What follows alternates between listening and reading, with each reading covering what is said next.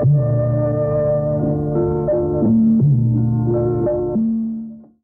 welcome you to our program Welcome to Studio One with Kailash Satyarthi. The second part of this conversation. Kailash Satyarthi, India's Nobel Peace Laureate for the year 2014. He is in conversation with Archana Datta, former Director General, News.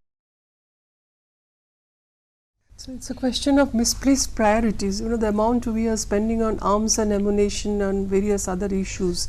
I mean, some amount of it could be utilized for the children's development at the basic level. I think things would have been better. Yeah, of course. That's why there is a need of worldwide movement. Then the world would be protected forever if you protect one generation. Then rest of the generations will follow and protect themselves. So why don't we prioritize and spend on their education, on their health care, on their protection, to make sure that they are protected, educated and empowered. That's the thing. What's your experience in the neighboring countries? Because situation are almost similar. Bangladesh, Pakistan, Nepal, Afghanistan. More or less same. I travel in those countries. Some years ago I was sitting in a very remote area in Sialkot, Pakistan. I sat with a group of children who were stitching footballs, and I noticed a small boy, maybe 6-year-old.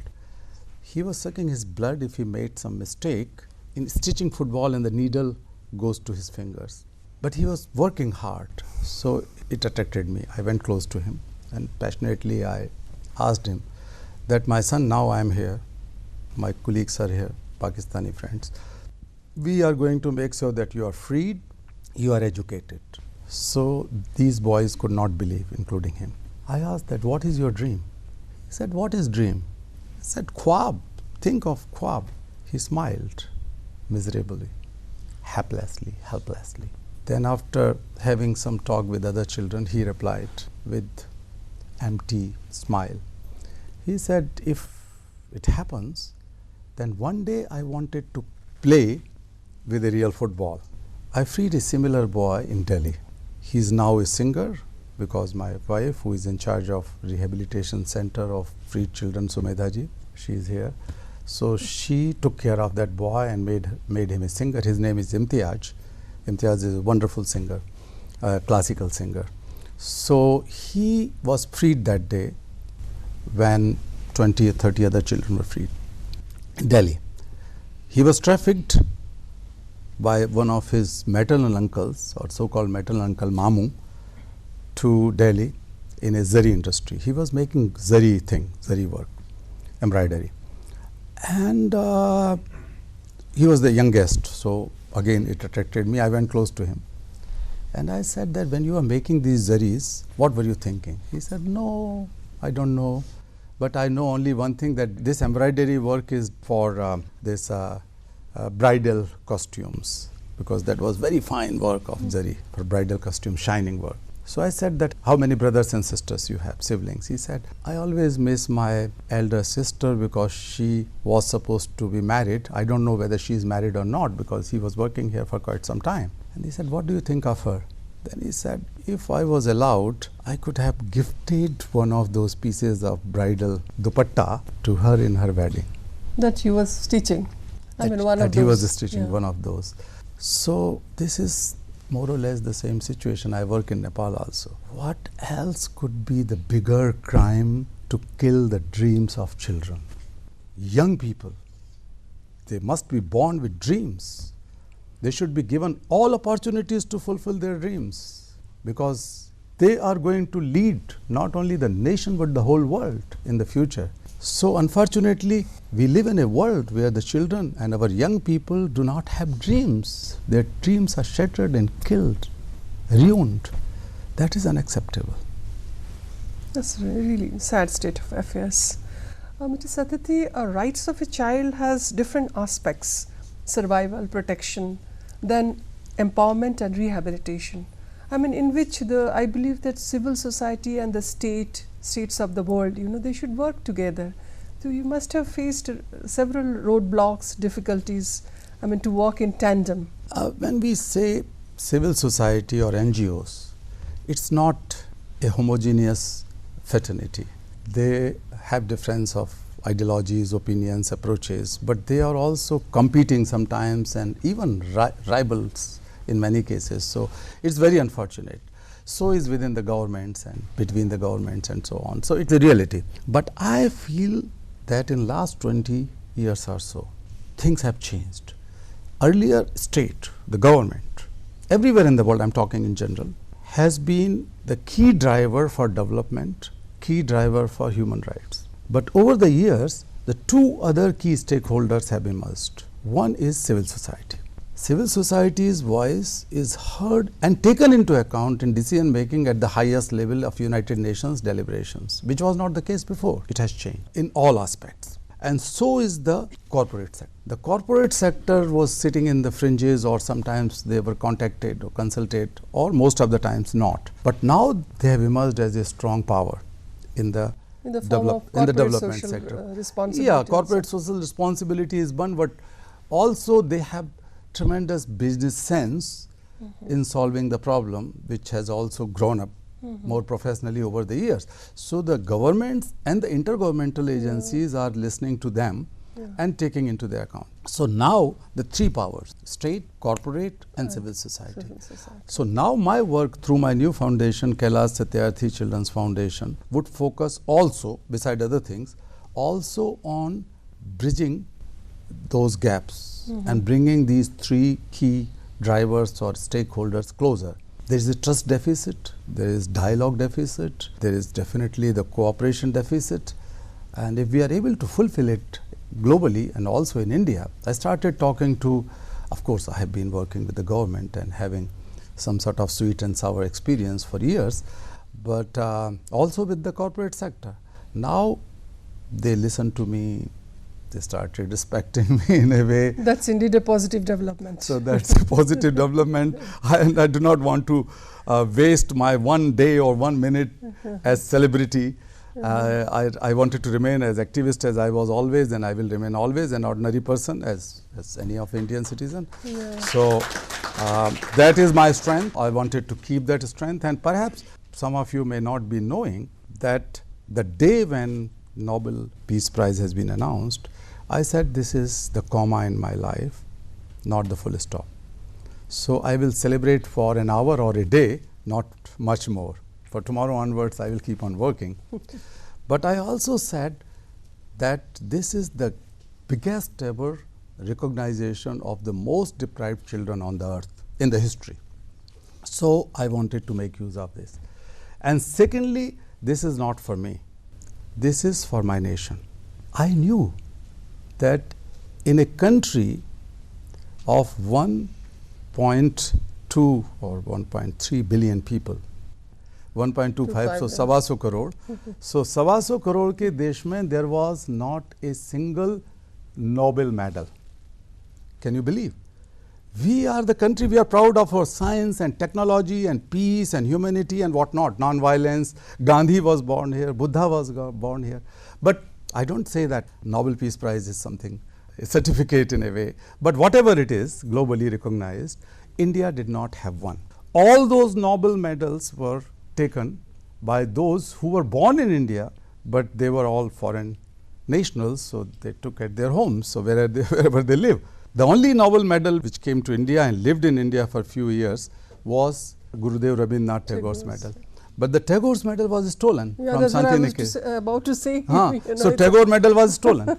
So when I was talking to the Honorable President of India, Pranab Da, he said, unfortunately, the medal was stolen. So he said, when he was the foreign minister, he went all the way to take a replica of it. And replica was brought to Shanti Niketan because the real medal was not there. So the first replica which he brought or somebody else has brought came here in Shanti Niketan, and that was also taken by the great grand nephew of Rabindranath ji. So neither we have a real Nobel Prize or nor the replica. So what I did, I have written a letter to the Honorable President that this medal, this Nobel Peace Prize does not belong to Kailash Satyarthi alone. This is for the nation. So the next line was that I wanted to dedicate it to the nation. So please find the way, how can I give it to the nation? I want to give it away through you. And that never happened in the history of the world.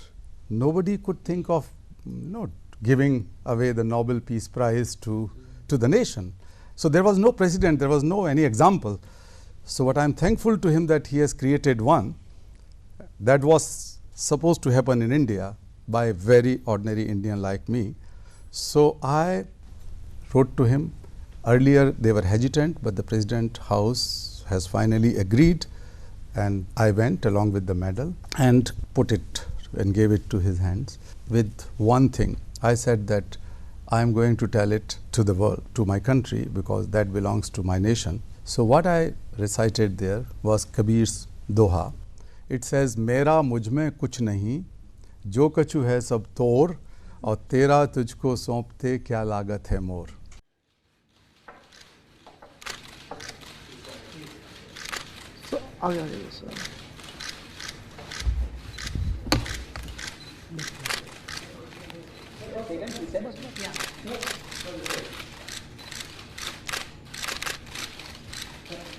So this side, sir.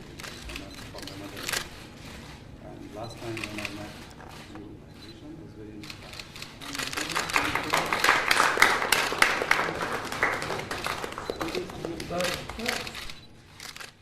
I sincerely thank Mr. Shatarthi for his thought.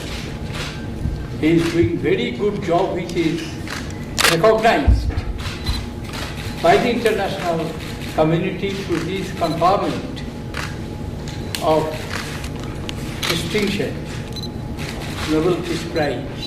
Kabir Das ji ने एक बात कही, I tell in Hindi. He said that मेरा मुझ में कुछ नहीं, जो कछु है सब तोड़, और तेरा तुझको सौंपता क्या लागत है मोर. Thank you. Thank you. Ladies and gentlemen. I mean, when you were in the Oslo City Hall, what was your exact feeling? You know, I have written a few lines that you said that you are representing the sound of silence, the cry of innocence, and the face of invisibility, and you are representing the millions of children of the world. So, how did you exactly felt that moment? Archana ji, I was sitting like that in a row, and I started thinking that Malala was also sitting with you. Yeah, and several other people. So the Nobel Committee members, that if Mahatma Gandhi was sitting here half a century ago, then the value, the pride of this prize would have gone million times more, million times higher. So because Mahatma Gandhi's name was there, I was also thinking of many Indians, because no Indian-born Indian has ever got the Nobel Peace Prize in the history, Peace Prize. Other prize was given in a different place, and that is in Sweden, so Stockholm. So all the prizes are given at one place at one time, but the Peace Prize is different. It has gone to Oslo, to Norway. So they consider it as very special, morally and politically. So I was thinking of this, but in this course of thinking of my people, my friends who lost their lives, and all Indians and so on, my hometown, Vidisha, and all those kind of things. So when I went to deliver my acceptance speech, I lost my papers, so the notes. Yeah. So, and I'm not used to it, unfortunately. Whenever I spoke, even in the United Nations General Assembly and every place, I try to speak by heart. So I lost the papers. So everybody was very nervous in the hall. The king, queen, princess, prince, prime minister, everybody was sitting. So the committee members were very nervous. So suddenly a story came to my mind which I read in my childhood. I said that don't worry, I lost my papers, but I'm here, so I can manage it much well. So people were cheering. And then I said, there was a heavy fire broken out in jungle. Everybody was running for a safer place, for a shelter outside jungle, including King Lion. And King saw a small tiny hummingbird rushing straight to the fire. And he was shocked. He said, "What are you doing?" He shouted. "You are going to kill yourself." She said, "No, sir, I am going to extinguish this fire." Trying my How best. come? How come? How can you do it? She said, "Look at my beak. I am carrying a drop of water. I am doing my bit." So I said that this has been the philosophy of my life since my childhood. I was born in a great country with great pride. I cannot see that some fire is destroying my country in any manner. And slavery, trafficking, prostitution, abuse of children, deprivation of children is a fire which is around us. So how could I keep quiet?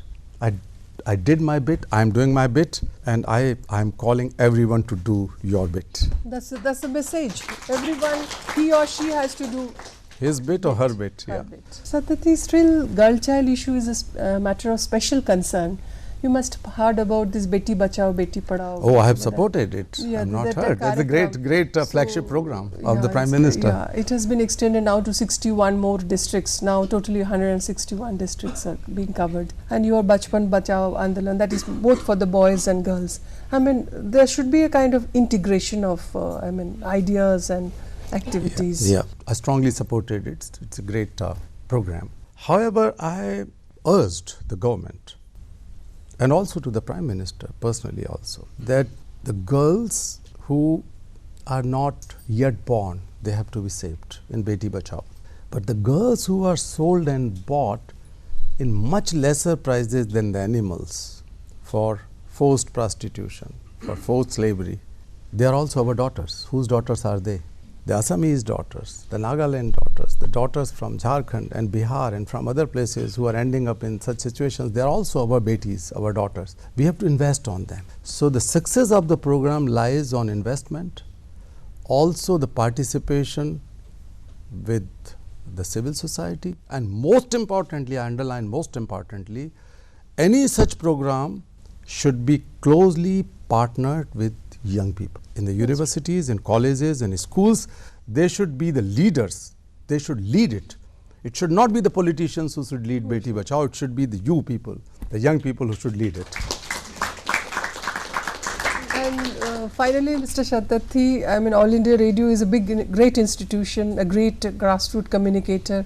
It has a huge network. I mean, in country, outside the country, it is reaching. How do you think your message could be communicated through All India Radio? I mean, your participation, your message is being put across through All India Radio channels. Let me reiterate here with the deep sense of thankfulness to All India Radio that in 80s, except All India Radio, no one was our voice. A cloud of You, applause. you have broken the silence against slavery in this country. Indeed. You I have come to this area and was interviewed a couple of times, and that time where nobody was there to listen to this kind of uncommon or bizarre kind of issue, but All India Radio did it. So the sensitivity in those people whose faces are not shown every day, but their efforts as technicians in this building, as sound people in this building, as writers, as composers, as editors, as officers, as the Director General, all those have given the voice to the most voiceless people in this country, and you are still giving it. Yeah, wonderful, wonderful. So, having said that, that was based on That my was your experience. experience. That is based on my experience, but I would think that much more could be done. There are great success stories. There are stories of hopes in the situation of despair. There are many boys and girls whom we freed. They have emerged as champions and leaders in their own way. Like in villages, we work in over 450 villages where the girls and boys have stopped child marriages, stopped child labor, brought everyone into school. Perhaps their voices could be spread and multiplied and amplified by All India Radio. I can help with that. I am willing to work with All India Radio on it, and my organization, both Kailash Satyarthi Children's Foundation as well as the Bachpan Bachao Andolan, will be happy to work in finding those stories of success of children, and you can make a regular feature and we can work on it. That's a possibility, and in whatever manner I can lend my voice in support of Akashvani's programs, I would be happily doing it. It's a pleasure. So that's the message, greater utilization of the All India Radio channels to hear those unheard stories. And your message is everyone, he or she has to do their bit for the nation, for the development of the children. Thank you very much, Mr. Satyarthi. It's a pleasure talking to you. Thank you. Thank you. My pleasure too.